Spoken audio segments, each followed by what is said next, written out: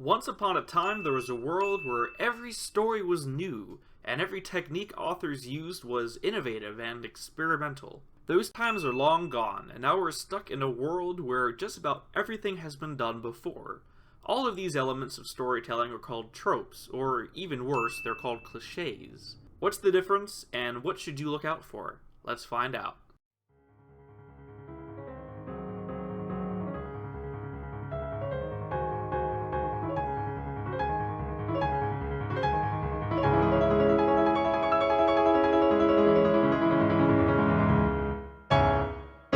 What has been, will be again. What has been done, will be done again. There is nothing new under the sun. This is a tough pill to swallow for most authors, but most of our work is unoriginal. All that we really do is take a bunch of old ideas and imagine them into a new story. You, I am sure, have noticed all of the similarities in books and movies, things they all have in common. These things are called tropes, and the two big things about tropes are, 1, every story must have tropes, and 2, tropes are good. Tropes can be anything from the reluctant hero, or foreign taxi driver, or even simple things like narration. Pretty much every element of telling a story is a trope, and the more you learn about tropes, the better your use of them will be, and furthermore, the better your stories will be. However, there are some tropes that have been so overused, so old and cringeworthy, that they have descended to a whole new level of bad writing.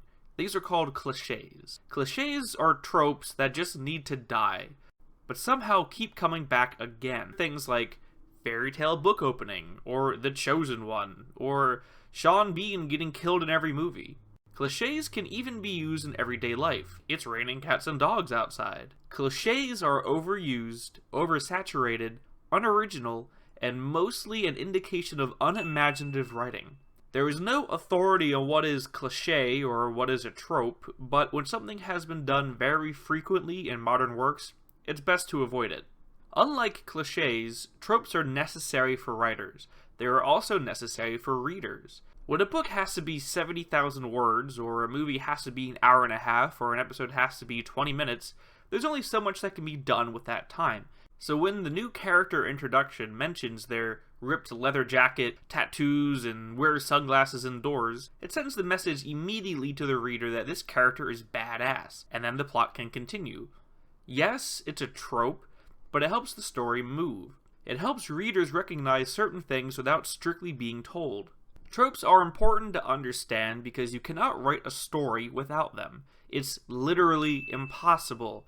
Every story that has ever existed from Gilgamesh to Harry Potter has used tropes, and they always will. Just for fun, what would a tropeless story sound like? Well, I imagine it's what a concert would sound like if it had no instruments, but okay, I'll play along.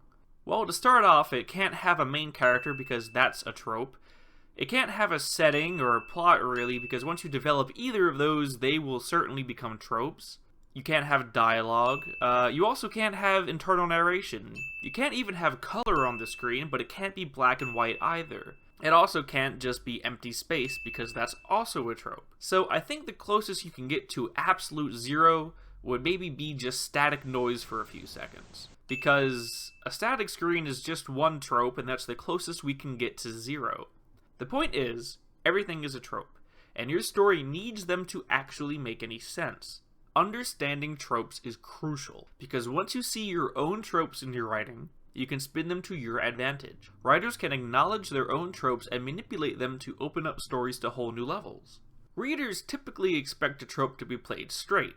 When we're watching a murder mystery, we immediately suspect the butler, but when the author leads suspicion to him, then suddenly changes it at the end to be someone else, this is called a subverted trope. They knew you recognized the trope and use that to mislead you.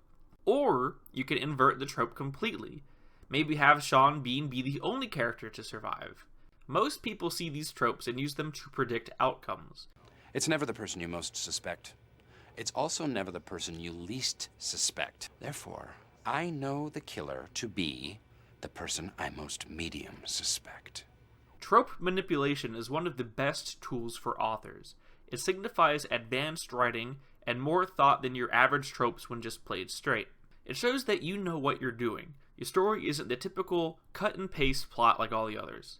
A great resource for writers is tvtropes.com.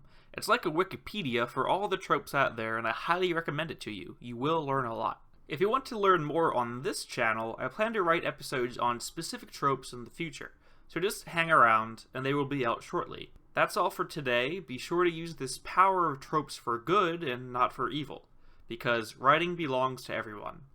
See you next time.